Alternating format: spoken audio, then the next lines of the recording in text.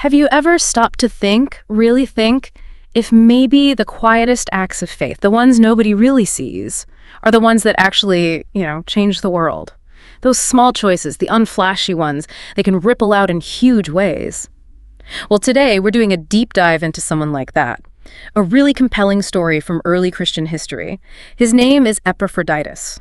Now, you might only know him as a name mentioned briefly in one of Paul's letters, but we've got this fantastic source, a book called Not Yet, The Story of Epaphroditus. It gives this amazing first-person account. And our mission today, for you listening, is really to pull out the key insights from his, incredible journey. We want to look at how things like personal weakness, that quiet kind of courage, and honestly some profound suffering shaped his life. A life dedicated to something much bigger than just him. You'll see how his story really challenges our ideas about strength, impact, and what it means to be truly sent. Okay, let's start with his name, Epaphroditus. That's a fascinating irony there, isn't there? Oh, definitely. It means belonging to Aphrodite, the goddess of pleasure, fortune, beauty. Right. But the book makes it clear he never really went after wealth or status. He felt this pull away from what that name kind of stood for, even early on. Yeah, and that's a really important detail. His mother, Phoebe, was a huge influence. The book says she secretly prayed to the God of Israel. Oh, interesting. How did that happen? Well, she'd met some Jewish women down by the river, apparently, and their faith resonated with her. So from Phoebe, Epaphroditus learned humility, compassion, endurance, things like valuing your conscience over, what people think. His father, Marcus, he was different, more practical, a tradesman, taught him hard work, keeping your word, good grounding, but maybe found his son's deeper questions a bit tiring. Right. And he wasn't always this quiet servant figure either. He was a soldier first, wasn't he? He was conscripted at 17 from Philippi. 17. Yeah. Learned to use a gladius, learned to kill, endured those 40-mile marches, learned to obey. The book mentions a really disturbing detail, too, about a friend, Lucius. Yes, Lucius, laughing while pulling a gold earring from a crying child's ear. It paints a stark picture of that world. It really does. So that must have been a time of real internal struggle for him. Absolutely. The book describes him whispering a prayer one night under the stars to the God his mother talked about. Something like, if you are there, make me more than this. So yes, the military gave him discipline, endurance, a willingness to suffer even. But it left him restless, longing for something else. The soldier was in him, yes, but maybe not the violence anymore, more the discipline, the instinct to guard what's good. Okay, so we've got the soldier background, Roman pragmatism. How does that guy end up with the early Christians? The book says his conversion wasn't like a lightning bolt, more like a slow dawn. Exactly, a gradual dawn. He first heard about the way, that's what they call the movement back then, through, whispers, ridicule even in Philippi. People thought they were weird. Or dangerous, yeah. But something clicked for Epaphroditus. It was actually Lydia, the businesswoman, the one who sold purple cloth. She invited him in. Ah, Lydia. He used to hang around near the river where she and others prayed, just listening. She noticed him, saw something maybe, and just invited him to sit with them. Her calm strength, it drew him in. And he kept going back, hearing these, totally radical ideas. Love your enemies, bless those who curse you. Right. Wild stuff compared to the Roman way. But the book really stresses it wasn't just the teachings, it was the community. Their love for each other. That's what undid him. That's the word he used, yeah. Undid. He saw them caring for widows, for strangers, sharing what little they had without grumbling about it, praying like they actually believed someone was listening. And suffering, yeah, but without losing this underlying joy. It was completely different. He wrestled with it for months. How do you tell your dad you don't believe in Rome's gods anymore? But his father's reaction was surprising. He basically said, look, if this God of yours makes you more of a man than the gods I know, maybe I should listen too. Wow, that's quite something. So was he baptized right away then? No, not immediately. There was still some wrestling, He describes crying out to God one night, not the old gods, but this one he was starting to call Father. If you're real, show me. I want truth, not just ritual. I want you. And he felt, not a big sign, but a presence, a deep peace settling over him. Eventually, he was baptized by Stephanos, the jailer's brother, from Paul's famous encounter in Philippi. That's the one. It connects his story nicely to the bigger picture. He said he came up out of the water feeling lighter, feeling whole. So what was his role in the church early on? Was he straight into leadership? No, far from it. Very humble stuff. Sweeping floors after they met, carrying bread to the poor, helping translate letters maybe, since he likely knew Greek and Latin. So using his practical skills. Exactly. He apparently felt he didn't have much to offer compared to others. But Lydia, she saw it differently. She told him his faith with humility was worth more than gold. That's powerful. Yeah. And he learned from others too. Gaius, who taught him joy in just being present. Sion, who was bolder. And Rufina, a widow, who constantly reminded him through her own life that suffering refines you. It doesn't have to ruin you. It really shows that value isn't always in the big upfront roles, is it? It's often in that quiet faithfulness. Precisely. Okay, this brings us to Callista, the widow. Tell us about her. How did they meet? Right, Callista. He met her in the marketplace. Some men were jeering at her because she was clearly poor, and something just flared up in him. He told them to leave her alone. Stepped in. Yeah, and she looked up at him. He describes her eyes holding both, like deep sorrow, but also this incredible strength. He saw right then she wasn't just broken. She was fiercely holding on to her faith. And she taught him something profound, didn't she? About faith not always being loud. She did. She told him something like, faith isn't always loud and triumphant. Sometimes it's a whisper in the dark, a hand reaching out in silence, a heart that just refuses to give up. Wow. And that famous line about strength. Oh yeah. Strength is not measured by what you can carry alone, but by your willingness to be carried when you cannot. That must have hit him hard, given his soldier background. All about self-reliance. Right? Exactly. It completely challenged those values. He even asked her, do you think I'm strong enough for what's ahead? What did she say? She used this beautiful analogy. Faith like an olive tree. Battered by winds, maybe losing some leaves, but still rooted. Still bearing fruit eventually. She taught him strength in surrender, hope in waiting, courage in just standing firm. That idea of being willing to be carried, that's radical. It really is. Especially in a culture, then and now, that prizes self-sufficiency so much. So what does this mean for us, for anyone listening who feels like they're not enough? Because Epaphroditus felt that too, didn't he? Felt inadequate. Oh, absolutely. He talks about feeling too weak, too flawed, like he didn't measure up. We've all been there. Right. But he learned, partly through Callista, to just bring those feelings to God, lay them out. And what he received wasn't some instant fix, but this gentle peace, a quiet reassurance. Like, okay, maybe this weakness isn't the end. Maybe it's a different kind of starting point. Callista helped him get ready for whatever was next with this mindset of, okay, I'm not ready yet, not perfect, but I am willing. That's huge. Not yet perfect, but willing. That speaks volumes. It really does. It suggests maybe our feelings of inadequacy aren't disqualifiers. Maybe they're actually invitations to lean on something or someone stronger. Okay, so things shift. News arrives in Philippi. Paul's imprisoned in Rome. Yeah, big news. And Lydia's reaction is immediate. We have to send help. Send someone we trust. And all eyes turn to Epaphroditus. You can imagine the scene. He says he was stunned. Terrified, actually, but also weirdly clear. He knew he had to go, leaving everything familiar. But he felt he could not stay behind and be faithful. That's a powerful conviction. What was the send-off like? Really moving, according to the book. Tears, obviously. Rufina, the widow, called him a man of grace, of courage. Gaius gave him this little carved olive wood flame. And the whole church laid hands on him, prayed for him. He felt it wasn't a burden, but like this tangible love holding him up. But the journey itself, treacherous, right? Even for an ex-soldier, he admits being scared. Oh, yeah. He faced real danger. There was a run-in with some Macedonian deserters up in the mountains. Yeah. Pretty rough characters. Yikes. And the sea voyage was worse. A massive storm hit them 2 days out. He thought the ship would actually capsize. Then landing in Brundisium, sick, hungry, and then the long trek up the Via Appia. Brutal road. He describes walking it with cracked feet and a heart heavier than my pack. It's a real reminder that courage doesn't mean you're not scared. Faithfulness often means pushing through hardship. And he finally gets to Rome. But he's sick. Like, really sick. Yeah, a fever hit him hard for 3 days before he even arrived. He could barely stand, barely breathe. But he kept walking. Pushed himself to find Paul. And the moment he arrived... It's dramatic. He finds Paul's guarded room. Paul opens the door, and Epaphroditus just collapses, weeping in Paul's arms. Oh, man. But the book says it wasn't tears of pain. It was sheer relief.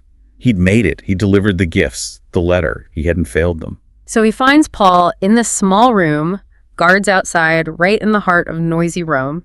And Paul himself is described as Small, physically, but radiating peace. Unshakable peace, yeah. And Paul says something profound to him, like, don't mourn for me, don't worry, I'm content, the gospel is here in Rome, that's enough. Wow. And Epaphroditus finally gets it. Paul wasn't after earthly success or comfort, just doing the will of the Father. That was his only ambition. He only planned to stay a few weeks, right? Yeah. But ended up staying much longer. Yeah, he became Paul's helper. His hands when they shook too badly, his feet when the chains bit too deep, serving in ways he never expected. But then Epaphroditus gets sick again. Seriously ill this time. Gravely ill. The fever comes back. Worse. He's delirious. And Paul is right there praying over him. Desperately. The book describes Paul actually shouting. Yeah, shouting, his voice cracking as he held my head off the floor. Epaphroditus describes being in this state, drifting between breath and no breath, between light and this vast, overwhelming silence. This is where it gets really intense. The not yet moment. What exactly happened there, on the edge of death? He describes it as more real than a dream. He felt himself in this field of light, warm, pulsing, and in the silence, this unmistakable voice, just two words, not yet. Not yet. And he understood it on multiple levels. Not yet death, obviously. Not yet time to leave. But the deepest meaning he felt was, not yet is your task done. He knew he'd recover, but he'd be carrying something back. An experience, an encounter. He calls it a wound wrapped in mercy. A wound wrapped in mercy. That's quite a phrase. And there's a dream, too, about Callista. Yes, during the fever. He dreamed she was there, telling him, you don't have to carry it all. And clarifying what he'd actually brought to Paul. Not just the gifts, but your scars, your silence, your surrender. Wow. And her final message in the dream. It was never your strength that brought you here. It was his mercy. Incredible. What really strikes you about that whole experience? It just flips our usual ideas about strength upside down, doesn't it? Completely. This not yet moment, it's like a divine reset button. It shows that sometimes our biggest moments, our turning points, they don't come when we're strong and capable. They come when we're utterly helpless. And Callista's dream just nails it. What makes us useful, what truly matters, isn't our perfection. It's our willingness to show up with our scars, our struggles, or surrender. For anyone listening, it really makes you think, doesn't it? What if the things you see as your biggest weaknesses are actually preparation for something deeper? So Epaphroditus recovers, but he's changed. He's weaker. And he struggles with that, doesn't he? The guy who was always strong, dependable. Oh, definitely. He says something like, the strength I once wore like a garment, it's gone.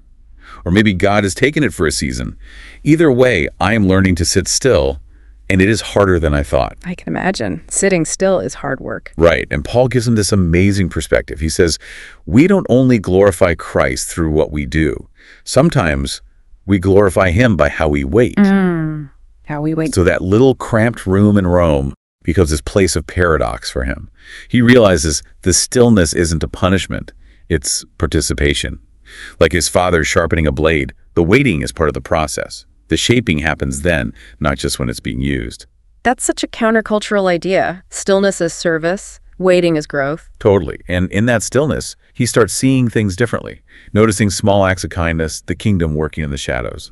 Like Mara leaving bread out, a boy humming psalms. What was the big shift in his thinking there? He had this huge realization. He'd mistaken usefulness for holiness. He thought being strong and active was what made him valuable to God, that God's call always meant doing something big. Yeah, that's easy to fall into. But he saw it then. The cross wasn't strength in the eyes of men. It was surrender. He realized God often builds his altar, among the bruised and nameless, with people who bring nothing but broken bodies, scarred stories, and a desperate kind of hope. That's incredibly profound. It challenges that idea that our worth is tied only to our output, our achievements. Exactly. It's more about who we're becoming, especially in those hidden, vulnerable times. And Paul seems to affirm this, right? He shows Epaphroditus an outline for his letter to Philippi. Yeah, and in it he calls Epaphroditus my brother, fellow worker, and fellow soldier, your messenger and minister to my need. Even in his weakness, Paul sees him fully. He must have felt so seen. Totally. And that night, Epaphroditus prays this prayer of surrender. Lord, if you still dwell with the weak in the waiting, then I am not far from you. Teach me to carry what cannot be seen, just embracing where he was. And then another key figure shows up, Peter. The Apostle Peter visits Paul. Yeah, quite a surprise visitor. Peter, the guy with his own history of, falling and being restored. The man with the scars. Right. And Peter is incredibly humble. He talks about his own brokenness, how Galilee broke him first, referring to his denial. But then he shares this amazing insight about Jesus after the resurrection. He says, it was that he made breakfast. Made breakfast? What did he mean by that? Peter explained, Jesus had every right to ascend in thunder and flame, but he lit a fire on the shore, called us children, fed us fish and forgiveness. That was his glory too. It was about the quiet, humble acts of love and restoration, not just the power. Wow, that's beautiful. And Peter's advice to Epaphroditus was so simple. You only have to be his. Just belong to him. That's enough. And Peter leaves him with a thought to take back to Philippi. Yeah, something powerful. God does not forget the ones who fall. Sometimes he sends them ahead, like maybe the falling itself equips you for something. And Paul sums up Epaphroditus' whole ordeal perfectly. He tells him, you think your suffering was a distraction from your mission. I think it was the mission. You showed me Christ, not in your strength, but in your willingness to lose it. Man, that really makes you ask yourself, doesn't it? How do I define strength? Is it about never failing, or is it about how we handle it when we do? Exactly. Big questions. Now, there's a really poignant, almost heartbreaking part of the story involving Callista. He wrote her a letter. He did. After he recovered, an unsent letter. He finally wrote down how he felt, described the near-death thing, and told her, I loved you. I love you still. Unsent, though. Oh, the regret he must have felt. Immense regret. He looked back and saw her whole life as this object lesson, a parable teaching him how Christ loves, quietly, generously, often hidden behind the gift itself. He thought about all those small moments, the love that was there, but never really spoken aloud. But then he gets news about her. Devastating news. Paul receives a letter from Lydia. Callista had passed away. Oh no, after everything. Yeah. Paul comforted him, gently saying, she ran her race well, and when you meet her again, she will not be tired. That's a beautiful image. Lydia also wrote about Callista's last days, her quiet faith. And she mentioned something specific Callista had said about Epaphroditus. She spoke of your stillness, your silence. She said that when you stood near, she could rest. Wow. So even his quiet presence had an impact. It seems so. And Callista left him something. A small strip of violet cloth, Lydia said, with E and C stitched in purple thread, made with the last light of day, a final, quiet token. That's incredibly moving, and it led Epaphroditus to reflect on love itself. Yeah, he realized that sometimes the deepest loves are the quietest, the ones that don't need big declarations. And later, writing back to Paul, he confessed he'd felt ashamed of his illness in Rome, like he'd failed Philippi. But he said, the Lord has rebuked that shame. He understood the wounds we carry do not disqualify us, they mark us. He wasn't returning as a failure, but as someone bearing testimony, changed. That's such a hopeful message for anyone carrying shame or feeling like a failure. Our wounds can become part of our testimony. Absolutely. They mark us, but they don't have to define us negatively. They can point to the grace we received. So Timothy arrives in Rome eventually, and he helps Paul write the actual letter to the Philippians, the one we have in the Bible. That's right. Timothy and Epaphroditus are both there, as Paul dictates. Slowly, maybe, voice frail, but his mind sharp. Putting down those famous lines like, for to me, to live is Christ, and to die is gain. And he includes that powerful commendation of Epaphroditus. He does. He tells the Philippians how Epaphroditus risked his life for the work of Christ, and he was at the point of death. High praise, acknowledging the reality of what happened. It shows Paul's deep respect and love for him. And then it's time for Epaphroditus to finally go home. What was the farewell like in Rome? Warm, but probably bittersweet. Paul, obviously, but also other believers there. Priscilla, Aquila are mentioned, a younger Lydia too. This Lydia gives him bread and olives for the journey. It reminds him the power in our weakness is not ours alone, it's his. A final echo of what he learned. And the journey back. Still tough. It's still arduous, yeah. The book even mentions his pack getting stolen at one point. Oh, come on. I know. But thankfully, Paul's letter, the precious cargo, was hidden safely elsewhere. But mainly, it was a journey of inner reflection for him. He felt caught between who I was when I left Philippi and who I am now. Changed. He realized faith isn't always about knowing exactly where you're going, but trusting the one leading the journey. He clung to Paul's words from the letter, rejoice always, and Peter's story about Jesus making breakfast. Those things sustained him. And then finally, Philippi, the homecoming. How did they receive him? They thought he was dead, right? They did. So the welcome was jubilant, relief, joy, tears. He stands before them, probably looking worn, maybe thinner, definitely marked by it all. What did he say? He held up Paul's letter. But first, He shared his own story, his testimony of mercy. He told them about Rome, the illness, the not yet moment. And their reaction was amazing. They thanked God for your life and for your weakness too. It gives us courage. They didn't see him as a failure who got sick. They embraced him as a man wounded by obedience but still walking. That's beautiful. They saw the value in his vulnerability and his perseverance. Exactly. It affirmed everything he'd learned. His weakness wasn't a liability. It was relatable. It gave them courage. So what did he do then back in Philippi? He found a new role, alongside Lydia and Stephanos, teaching the younger believers, but not just lecturing, sharing his story, raw, honest. Using his experience. Totally. Explaining that faith is a journey, not a destination. Talking about how God's strength is made perfect in our weakness. He'd share his own doubts, his fears, how grace met him right there. He might, I thought God needed a strong soldier, but it was when I couldn't even stand that I really found him. You're stumbling. It's not failure. It's an opportunity for grace. He sounds like he found peace with his own journey, teaching others. And hope, realizing God wasn't finished with him. But things don't stay peaceful for long, do they? Persecution starts up. Right. A decree comes down from the local authorities. Stop meeting, or else. Scary times. Okay. How did the church handle it? Fear, naturally. But also this unyielding resolve. They prayed for courage, they stood firm. And Epaphroditus saw it playing out right in front of him, the truth he'd learned the hard way in Rome. God's strength is made perfect in weakness. He described the community as bruised but unbroken. Wow. Living proof. Exactly. And his own journey wasn't over either. He gets called to serve again. He does. A struggling church in Thessalonica this time, facing really intense persecution. Did he hesitate? Feel that old doubt creeping back in? The book suggests he did feel that flicker of doubt. Who wouldn't? But Paul's words echoed. Suffering produces endurance. Endurance produces character. Character produces hope.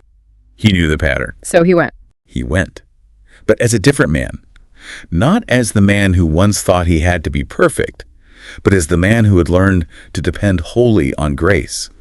Ready to endure, ready to be faithful, not aiming for greatness, just aiming to be his. What an incredible arc. So summing up this deep dive into Epaphroditus, what are the main takeaways for us? Well, I think his journey really hammers home that true strength, godly strength, isn't about being unbroken. It's about persevering through brokenness. It shows how God actively uses our weaknesses, our not enough moments, as places where his hope can shine through. And that waiting, that sitting still we talked about, that can be a really profound, active form of service, not wasted time at all. Yeah, absolutely. And Epaphroditus' story, it isn't just his story from long ago. In a way, it's yours. It's ours. How so? Because like him, none of us are perfect, right? Yeah. We're all not yet perfect, not yet finished. But hopefully we're faithfully becoming. His journey encourages us that our real purpose often unfolds not in spite of our flaws and struggles, but actually through them. That's a really powerful thought to end on. It leaves us with a question, I suppose, for everyone listening. How might embracing your own not yet moments, those times you feel weak or stuck or just waiting, how might embracing those actually unlock a deeper purpose, a deeper connection to what really matters in your life?